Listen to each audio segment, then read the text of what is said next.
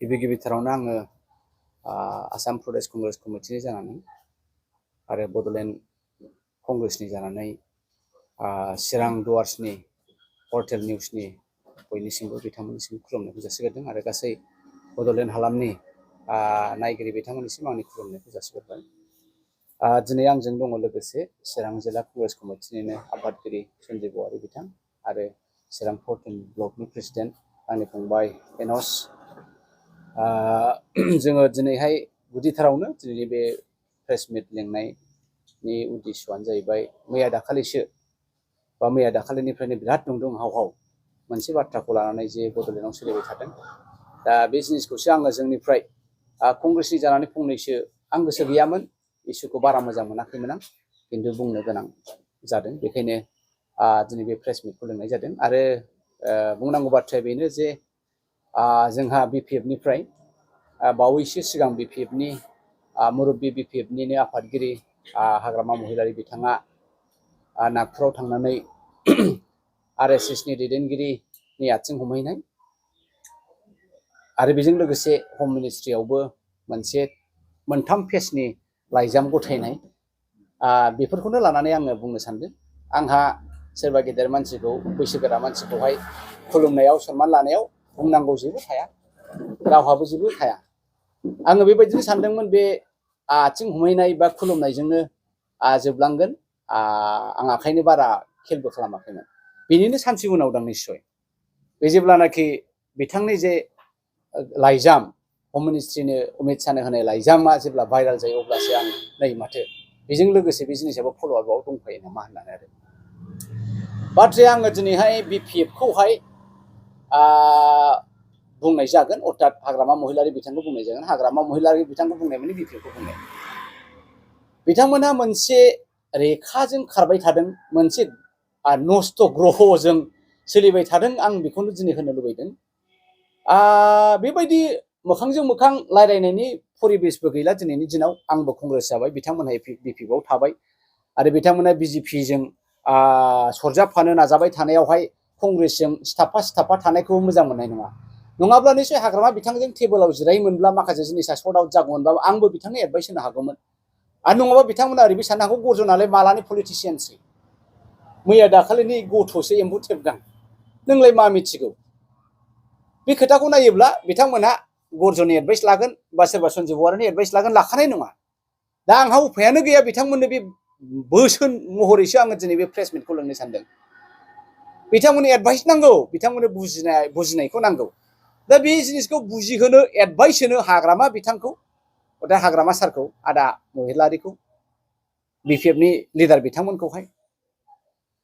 दा बुंनांगौ बाथ्राया बेनो, बिथांमोनहा दिनैसिम मैया दाखालिनि जे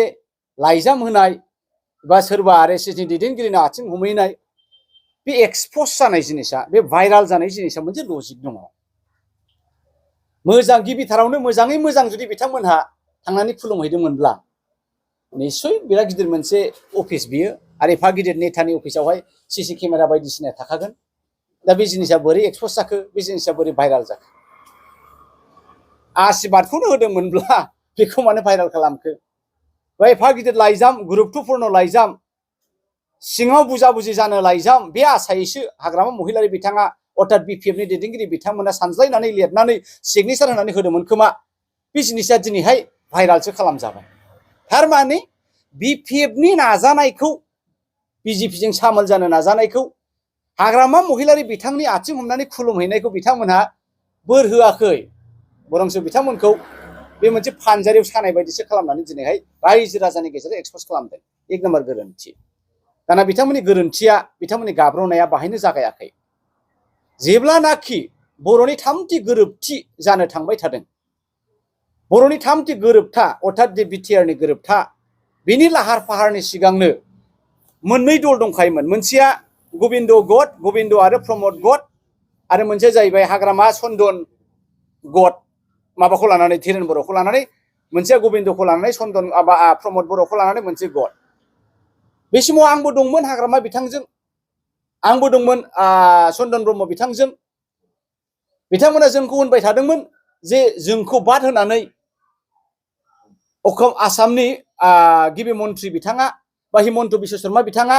खुनु पयदे प्रमदजों थाङा प्रमदनि डिजाइन मथे एकर्डखौ खालामा हाग्रामा बिराद गोसो होबाय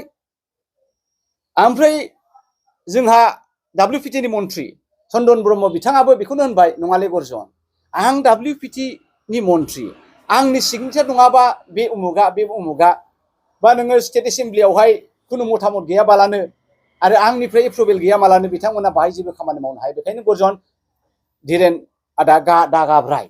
जोंखौ लाफानानै नङागौ माने बिथांमोना बर'नि थामथि एकर्डखौ खालामनो हाया फुरा होप होदोंमोन जोंबो सानदोंमोन नंमारगौ बेबायदिनो थांगोन अफिसियेलि थांगोन जिहेतु बिथांमोना सरकाराव दङ एलायन्सआव दङ बेबायदि लाबाय थादों जोङो जोबनायावहाय मा नुबाय जायाखिसै हाग्रामाखौबो जोगारनानै चन्दनखौ जोगारनानै अर्थात BPFखौ जोगारनानै प्रमद आरो गोविन्द सारखौसो लोगो लानानै बिथांमोना एकर्डखौ BTR एकर्डखौ खालामबाय एक नाम्बार BPFखौ थगायनाया बाहायनो जाजेनखादों दाना 2 नाम्बार थगायनाय इलेक्सन फैबाय BTC नि इलेक्सना फैबाय दाना इलेक्सना जोब्बाय रिजाल्टनि समावहाय बिराद मोजां फन रायलायदों सर्बानन्द सनवाल बिथाङाबो रायलायो हिमन्त बिश्व शर्मा बिथाङाबो रायलायो हाग्रामा डाঙरिया एलायन्स तो आमी आपनाक लइहि एलायन्स करिम आरो आपनाक लइहि आमी सरकार बनाम जेब्ला जोङो रिजाल्टनि खाथि थांबाय थादों समिकरना मिलाया गोजौ गाहाय जाबाय थादों अब्ला जों सोंदों सार ओरै खालामबा मोजां जागोन नामा ओरै खालामबा मोजां जागोन नामा अब्ला बिथांमोना नङालै फाग्लाफोर नै दासो रायलायदों आं नङालै फाग्लाफोर नै उमुगजों आं दासो रायलायदों जोंखौ नङाबा इउपिपिएलखौ लानानै बिथांमोना मालाबाबो गभर्नमेन्ट बानाया थाङै थुङै रिजाल्टखौ जोङो मा नुबाय बावहायबो BPFखौहाय जोगारनानै BPFखौ थगायनानै इउपिपिएलखौ लानानैसो मालाय गभर्नमेन्ट बानायबाय 2 नाम्बार दाना 3 number थगायजानाया BPFआ one of the most blunder दिनैहाय बे जाहैबाय मैया दाखालिनि थगायजानाय बिराद फोथायनायजों बिराद आसा आरो भरसाजों बिथांमोनहा थांबाय आथिं हमहैबाय RSS नि गुरुनाव जासिगोन दे समिकरना एबार मिलायसिगोन मोनथाम पेजनि लाइजाम लिरबाय एखेबारे फारि बरनाय खोन्थाजोब्बाय बेखौ बिथांमोना अफिसियेलि बेखौ बिथांमोना डिप्ल'मेटिकलि लायाखिसै बेखौ मा खालामबाय अपेननि बे उदां अख्राङावसो भाइरेल खालामनानै होजोब्बाय बे मा फोरमायखो खनथाम गिलु बालु बिराद गिदिर थगाय जाबाय BPFआ अर्थात हाग्रामा महिलारि बिथाङा अर्थात चन्दन ब्रह्म बिथाङा अर्थात आदा रिहन दैमारि बिथांमोनहा अर्थात उमुगमोनहा बिराद गाज्रि रोखोमै थगाय जाबाय अब्ला गोसोखांदो जेब्लानाखि कंग्रेसआ आसामाव गभर्नमेन्ट दादोंमोन तरुण गगৈ साहाबा गभर्नमेन्ट दादोंमोन बे समाव हाग्रामा बिथांखौ लानानै बा BPFखौ लानानै बिथांमोनखौ राजा फिसाफोर बायदि BTC आवहाय 6 शेड्युलनि पावारखौ इनटेक खालामनानै बिथांमोना गोसो बायदि सासन खालामनो मोनदोंमोन नाथाय बिथांमोना कंग्रेसखौ जेब्ला जोगारनानै BJPजों सामिल जायो बे दिननिफ्रायनो BPFनि अर्थात हाग्रामानि काउन्टडाउनआ स्टार्ट जाबाय दा बेखायनो आं बुंनोसो सानदों हाग्रामा बिथांखौ नोंथाङाथ' खोब पलिटिकेलि एडभान्स मानसि थाखा फैसा आरो पलिटिकेलि एक्सपिरियेन्स दङ बेनि गेजेरावबो गले गले खनसे नङा खननै नङा खनथाम गाब्रबाय बे खनथाम गाब्रनायाव रायजोफ्रा मा होनगोन दिनै खनसेयाव जोङो खेमा होगोन बर' रायजो राजा नोंथांमोनखौ खेमा होगोन बा भटार्स रायजो राजा नोंथांमोनखौ खेमा होगोन खननैयावबो हे मानु हिसाबै भुल हयसे हिउमान इज टु इर मिस्टेक हेपेन তিনিবাৰ আকৌ ইমান ডাঙৰ ভুল কাম কৰিছে আপুনি এইটো কোনে ক্ষমা কৰিব এতিয়া ৰাইজে ৰাইজে नोंथांमोनखौ बोरै ক্ষমা होगोन आरो बे मैया दाखालिनि जे दृश्य बे दृश्यखौहाय दिनै गरजन बुंनायजों जाया जोंहा रिहन दैमारि बिथाङा ओरैबादि स्लिम भाषाजों बुंबाय सोरबा गेदेर मानसिनि एজন ডাঙৰ বয়স্ক মানুহৰ ঠেঙত ধৰাটো কিবা অপৰাধ হয় নাকি নহয় আমিও বিশ্বাস কৰে ময়ো কেতিয়াবা মানুহৰ ডাঙৰ মানুহৰ ঠেংটো ঠাস কৰে ময়ো অপৰাধ বুলি নাভাবো সানাखै आं बेखौहाय गाज्रि जादों होननानै बिथाङा आरोबाव होनबावदों बाहायनो जोबाखै আজি BPFए এখন आन्चलिक दल BPFआ दिनै मोनसे आन्चलिक दलसो जोङो बिराद फिसा আমি এটা হুৰু দল আমি নিজা বগিয়াই একই কাম করিবা নোৱাৰে जोङो BPFआ गाव हारसिङै जेबो खालामनो हाया सोरबा नेशनेल पार्टीनि आथिं हमागौमानि सोरबा बोलोगोरासिनि आथिं हमागौमानि एडजास्ट जाहैयागौमानि BPFआ दिनै जेबो मावनो हाया अर्थात डेभेलपनि खामानिखौ मावनो हाया बड'लेण्डआव डेभेलप लाबोनो उमुग लाबोनो बिथाङा गावनि खुगाजोंनो सिखार जाबाय बहाय मा नुदों गले गले बर' रायजो राजायाबो आंखौ बुजिदाखैमोन कंग्रेसआव मानो हाबफैखो नोंथाङा आन्दोलनखारि मानो कंग्रेसआव हाबफैखो नोंथाङा आन्दलनखारि नोंथाङा मानो बिजेपिआव हाबहैखो दिनै खारनखौ बुजिदो एखेबारे गावनि दृश्यजों गावनि दिन्थिनायजों बिराद स्मार्ट मावनाय बायदि मोनदोंमोन हाग्रामाया गाब्रबाय आरो बे गाब्रनायखौ बिराद मोजां गेबें गोरलै रावजों बर'नि आरो असमियानि रिहन दैमारिया बुंबाय जे आनसलिक दला जेबो मावनो हाया पलिटिकेलि कमप्लिटलि बियो सेन्टारनाव बा सेन्ट्रेल गभर्नमेन्टआवसो भरोसा खालामो गमामायैनो बेनोबा बिजेपिखौ नोंसोर फोथायबाय थांबाय गले गले खनथामसिम थगायजाबाय अब्ला सोरखौ भरोसा खालामबावनो नोंथाङालाय नेशनेल पार्टियाव थांबाय थगायबाय गले गले जोंनि इउपिपिएलआबोथ' बेखौनो खालामदों प्रमदआबोथ' बेखौनो खालामदों इउपिपिएल हारसिङै जेबो मावनो हाया जोङो बिजेपिजों सोनारनानै थागोन दिनै बिजेपिजों सोनारनाय लोगो लोगो जिबायदि परिबेस जा दंमोन बिटिसिआव बेखौ सेनानै लांजोबबाय 16टा डिपार्टमेन्टखौ लांबाय दिनै बिटिसिआ बिटिसि गभर्नमेन्ट बायदि नंला अर्थात बिटिआर गभर्नमेन्ट बायदि नंला आसाम गभर्नमेन्ट बायदिसो जाबाय दा अब्ला मोननैबो फेलियर बिपिएफआबो फेलियर आरो इउपिपिएलआबो फेलियर बिजेपिनि अननाय आरो साहारा नङाबानो बिथांमोना गावनि आथिङाव गसंनो हाया आरो दिनै बिपिएफआबो बेखौनो प्रुभ खालामबाय आरो बिपिएफनि एग्जाम्पल आरो इउपिपिएलनि एग्जाम्पलानो गासै बर' रायजो राजानि थाखाय थोजासे एग्जाम्पल जे दिनै जोंनि आनसलिक दला गाव हारसिङै जेबो मावनो हाया दा बेखायनो आङो गासै जोंनि बड'लेण्डबासि बिथांमोनखौ खावलायनोसो सानदों जे नोंथांमोना दिनैहाय फोथायनानै थांदों बिजेपिनाव बिजेपिआ दिनै जायै जायै कासिगयायावहाय पाप माबा उदार जानो एन्जरफोरखौ होनानै लांबाय मावजि सादुआ माफा माफा जाजोबनानै कासिगयाव सौहैनायजों खोथोमजोबबाय मावजि हारसिंल' थांबाय बेबायदिसो जागासिनो दङ दिनै बिपिएफआथ' जोबखाबाय दिनै गावसिनि दृश्यआनो फोरमायबाय बेखौ माने इउपिपिएलआबो जोबनो थांगासिनो दङ अब्ला सोरखौ नांगोन बेखायनोथ' आङो बुंदों दिनै बर'फ्रा जोंहानि मोनसे बिराद गोनांथार इसु दङ आरो बे इसुखौहाय आनसलिक दला मावफुंनानै लानो हाया नेशनेल पार्टिनि अननाय नांगौ दा नेशनेल पार्टिनि अननाय नांगौबा नोंथांमोना बिजेपिजों थांजोब गासिबो थांजोब थांबायानो नङा होमबा माथो मोनखो दिनै फिथाइया थगायनानै जाजोबबाय आरो बेखौ फोथाया मोनसे पार्टिया बिपिएफआबो उन जों थांथारगोन जों आवगायनानै थाहैगोन हनै गिलु बालु एखे उदां अख्राङाव एक्सप'ज खालामजाबाय थगायजाबाय मा होनगोन मा मागोन माबा माबि दुसिलांबाय होनथावा नोंथांमोना सोंगोन नामा आं गिगासिनो दङ बेखौहाय दा बेखायनो आं बुंनोसो सानदों कंग्रेसआव फै मानो इनडाइरेक्ट गभर्नमेन्ट बेलाय इउपिपिएलआ हायाबा बिपिएफआबो हामाराबा नंगुबैयैनो बिथांमोना आनसलिक जेबो मावनो हायाबा बयबो रायजो राजाफ्रा ज' जाजाय गिर्जाब दोलै नोगोरै कंग्रेसआव हाबफैदो नेशनेल पार्टियाव नोंसोरनो थादो नोंसोरनो लिडार जादो नोंसोरनो मा नांगौ दाफुंनानै लादो आं बेखौसो खावलायनो सानदों बेनो जोंनि प्रेस मिट लिंनायनि उद्देश्यआ बिथांनि बै लेटार होनायाव मा लिरनाय दं आरो जोङो ससियेल मिडियाफोराव नुनो मोनदों माखासे रिलिजियास बा धोरोमनि एसे हाबनायनि माखासे सोदोबफोरखौ लिरना होनाय नुदों जोङो स' बे लेटारनि गेजेरजों बे लिरनायनि गेजेरजों बर' समाजनि गेजेराव बर' हारिनि गेजेराव माबा मोनसे बेले बेजे लाबोदों मैया दाखालिसो जोङो सत्यरन्जन बराखौहाय बरजननि बुंलायनो नङा गासिबो बर' राजखान्थि दोलोआनो जा माबा मोनसे समाजारि सामाजिक आफादानो जा बयबो बिथांखौ जोङो निन्दा खालामदों जे बिथांनि साननाय मथे बर' हारिया सोलिया जेखि धोरोमावनो थाया मानो जों बयबो बर'आ बर'खा आरो जोंनि गेजेराव गावस्रा गावस्रि खालामनो दालाबो होननानै जों बयबो होनदोंमोन दिनैहाय बिपिएफनि जे दृश्य बा अर्थात हाग्रामा महिलारिनि बे दृश्य आङो बिथांखौ बेखौ लानानै बुंनोनो गोसो गैया आं फोथायनोनो गोब्राब मोनदों हाजार लाख बिदा फंबाया दिनै बिथांनो भट होनानै बिथांखौ गले गले देरहाहोबोदों राजा खालामदों बे 18 जन देरहानाया बे भटार्सफोरनिनो खामानि दिनै बिथाङा बेबायदि धोरोमखौ लानानै जे माबा मोनसे खालामनो नागिरदों बेखौथ' जों फोथायाखैमोन मानो मावखो दा बेनो मोनसे फोरमायनो नागिरदों जे दिनैनि दिनाव बिथाङा गावनि पावारनि थाखाय गावनि शेयारनि थाखाय हामथारै खामानिखौ मावगोन नामा आं बेखौसो गिदों आरो ओरैबो बेरखांदों सिगाङाव होमबालाय बिथांमोनहा मावजि सादुसो दिन्थिफ्लादोंमोन नामा सेकुलारिजम डेम'क्रेटिक जोङो बयखौबो बिदा फंबाय मा बर' मा हारसा मा ख्रिस्टान मा हिन्दु मा बाथौ जों ज' बयखौबो नांगौ होननाया बे ड्रामासोमोन नामा दिनै बे आसल कारेक्टार नुजाबाय नामा गोबां कुइसनसो फैयो आं बेखौसो बिराद गिदों आरो आयौ जेखौ जाया जेखौ सानफेराखैमोन जेखौ रायजो राजाया हाग्रामानि बिसय फोथायनो लुबैयाखैमोन बिपिएफखौ फोथायनो लुबैयाखै एटलिस्ट बेबायदि मावगोन होननानै दिनै बिथांमोना मावबाय पावाराव फैफिननो थाखाय अब्ला बिथांमोना आरोबा मा मावबावगोन बे मोनसे सानबोलावरिल' जाबाय सोंलुल' जाबाय दा बेखायनो गिख्रंदों आरो बयबो आंबो गिदोंसो हा बेथ' बिराद गिदिर भुल जाबाय दा बेखायनो बिथाङा गावनिसो खोथा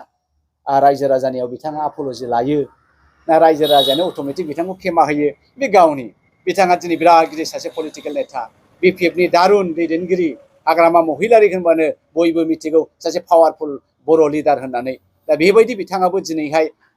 मोनसे सेक्सननि मानसिखौ बेबायदि ब्लेकमेलिं खालामनो नागिरोबा दा बेथ' बुंनांगौ बिराद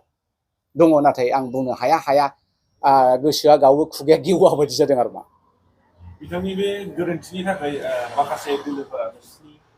कंग्रेस बा इउपिपिएल बा बिजेपिआ एडभान्टेज जागोन नामा बिथांनि बे गोरोन्थिजों जोङो माखासे समाव नुनो मोनोमोन बिपिएफआनो फैफिनसिगोन नामा पावाराव खिन्थु दा बिथाङा मोनसे बिराद भुल मावनाय बायदि नुनो मोनदों आरो दस्रा दोलोफोरा बा इउपिपिएल दोलोआ मुलाम्फा जागोन नामा बिथांनि बे गोरोन्थिनि गेजेरजों आङो बिदि मुलाम्फाखौ एडभान्टेज अर्थात मुलाम्फाखौ आं सानाखै साननायालाय गमामायैनो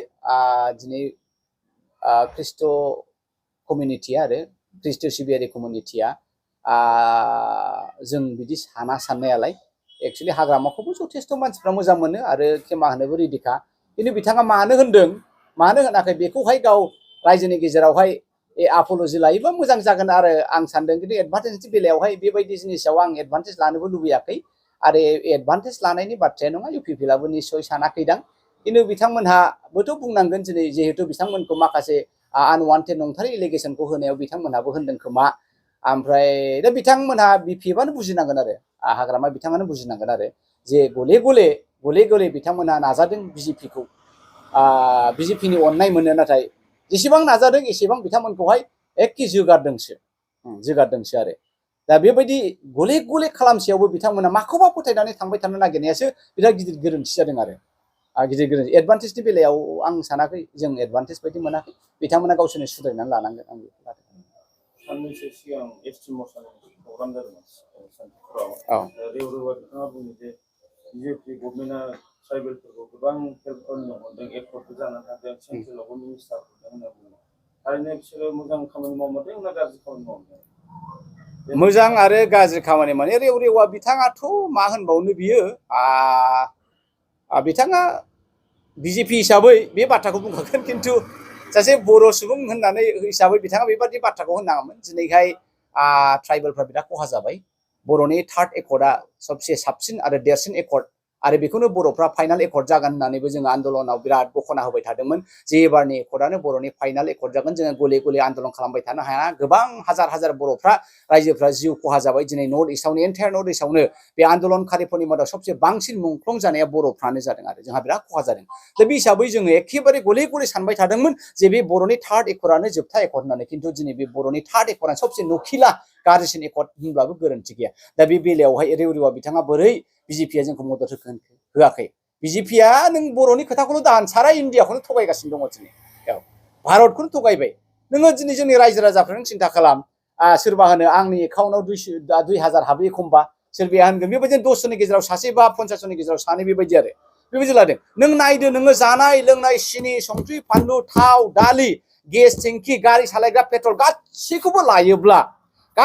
लायोब्ला मोनसे न'खरा मासाव आं दाखालि हिसाब खालामदों इलेक्सननि सिगां आं बे कमप्लिट पिक्सारखौ दुध फानि खालामगोन आरो जे बबाव जोङो बे भारतबासिफ्रा रायजो राजाया बिजेपिनो मासाव मिनिमाम 4000 जोङो मोनसे न'खरा खरसा खालामगासिनो दङ मासावनो 4000 जोङो बै कंग्रेसनि आमोलनि समाव दा बेखौ नायोब्लाथ' बिजेपिआ बर'नोथ' मा खामानि मावा बिथांमोना गावसिनि हिन्दी भाषिनिबो मावाखै सोरबा गुजरातिनिबो मावाखै सोरबा इउपियानफोरनोबो मावाखै खुनु रायजो राजानो बिजेपिआ मोजां मावाखै बिथांमोनहा आरो बिथांमोननि एजेन्डाया कमप्लिटलि ट्राइबेल एन्टि ट्राइबेल आरो खारन बिथांमोननि जे दृश्य जे डिजाइन मैया दाखालि जोङो गुजरातआव गोबां गिदिर गिदिर नेताफ्रा बिजेपिखौ नागारनायनि खारन एमएलएफ्रानो बुंदों जे बिजेपिया ओरैबायदि स्ल' आरो स्टेडि बिजों मुभ खालामगासिनो दङ जे बिथांमोना ट्राइबेलफोरनि दलितफोरनि खुनु माबा मोनसे मोन्थायखौ गालांनो नागिराखै, गासिखौ फोजोबनो नागिरदों। जोङो बेफोरखौ नुखानानै आखायनो जोङो जे बिजेपियाव थायाखै, आखाय नागारदों। दा बेफोरो जुदि नंगौबा रेवरेवा बिथाङा मानो साना हौवा गावनि बिदा फंबायखौ थगायलाबायनो नागिरदों जे बिजेपिया बर'फोरनि थाखाय गोबां मावबाय? जेबो मावाखै, जेबो मावाखै। जेसेबां दिन जोङो बिजेपिजों सिथाबनानै थागोन एसेबां बर'हा खैफोद गोनां जागोन। खारन बिजेपिनि एजेन्डाया एक देश, एक भाषा, एक धर्म। बे एजेन्डाया मालाबाबो भारत बायदि सेकुलार कान्ट्रियाव, भारत बायदि गोबां जाथि जनगोष्ठी राव भाषा थानाय, धोरोम थानाय फेब्रिक्स मोनसे नेसनाव बिजेपिनि सिस्टेमा, बिजेपिनि आइडिअलजिया खुनु भारतारिनि थाखाय मोजां जाया, ओंखायनो बर'नि थाखायबो मोजां जाया। कंग्रेस दोलोआ जुदि सेन्ट्रेल आरो स्टेटआव जुदि सरकार फैनायनि उनाव बिटिसिआवबो जुदि सरकार जुदि जायोब्ला नोंथांमोना बर'फोरनि राजनीतिक रिजनेल पार्टिखौ फोथांना लाखिनायनि माबा मोनसे डेफिनेटलि आंनि डिजाइन मथे आंहा पियर 100% पियर बर' हारिनि थाखाय आं दिनैसिम जे सानदों बे पियर, खिन्थु आं गरज'नो हारसिं हाया, नंखायथार आरो बेयो, फोलानाय जागोन। दा बेखायनो आं लुबैदों बर' रायजो राजाया दिनै बिजेपिखौ नुखाबायब्ला जे बिसोरखौ फोथायजाया, इउपिपिएलआबो बिजेपिखौ नुखाबायब्ला जे बिसोरखौ फोथायजाया, बिपिएफआबो खनथाम जोख्लाय जोख्लाब जोखोदाव जोखोलाय जोख्लायलाय खालामजासेयावबो, जोदो खालामजासेयावबो, जोख्लाब जोख्लिब गाख्लाब गाख्लिब फिउ जोगार हरसेयावबो बे बिजेपिखौ फोथायबाय थायोब्ला गरजना मा बुंनांगौ दङ? बेखायनो आं बिपिएफनि गासै बिपिएफनि टिमखौहाय खावलायदों कंग्रेसआव फैदो, ज' जाजाय मावनानै एखेबारे बर'नि मोजांनि थाखाय मावनानै लानोसै। आरो बे इउपिपिएलखौबो आं खोनादों, इउपिपिएलआ मैया दाखालि होनदोंनो सिं सिं कंग्रेसखौसो मोजां मोनहोलायनो गावसोरो, कंग्रेसआ फैबा जोंहा मोजां जागोन, कंग्रेसआ खिन्थु थगाया। दा आंनि बाथ्रा नङा, इउपिपिएलनि मानसिफ्रानो बे जिनिसखौ होनगासिनो दङ। दा बेखायनो